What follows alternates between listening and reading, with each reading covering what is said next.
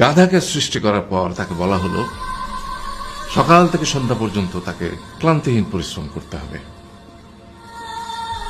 সারা জীবন তাকে পিঠে ভারী বোঝা বইতে হবে, খেতে পাবে শুধু ঘাস, আর তার মাথায় কোনো বুদ্ধি থাকবে না।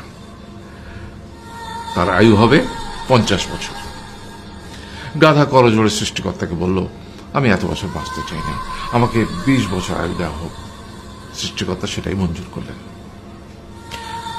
কুকুরকে যখন সৃষ্টি করা হলো তখন তাকে বলা হলো যে সে হবে মানুষের সবচেয়ে বড় বন্ধু, কিন্তু সে খাবে মানুষের উচ্ছিষ্ট, এবং তার আয়ু হবে 30 বছর।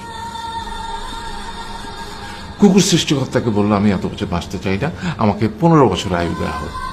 সেটাই মঞ্জুর করা হলো। এরপর বানরকে বলা হলো, তুমি শুধু গাছের এ ডাল থেকে ও ডালে ঝুল খাবে এবং নানান রকম ফন্দি ফিকির করে মানুষকে আনন্দ দিবে, তোমার আয়ু হবে 20 বছর।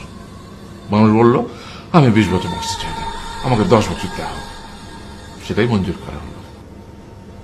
এবার এলো পুরুষ মানুষের পালা।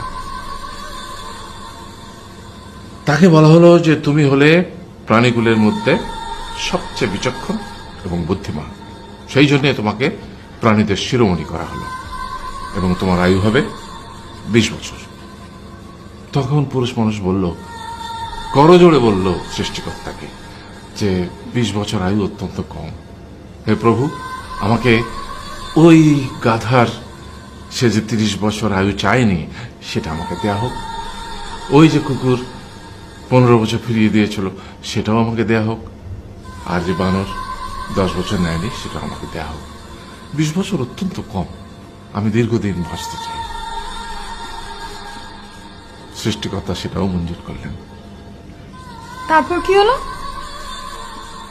সেই থেকে ছেলেরা পুরুষ মানুষ হিসেবে বাঁচে 20 বছর, তারপরের 30 বছর সংসারের বোঝা পিঠে করে বয়ে বেড়ায়, সেটা কার মতো? গাধার মতো।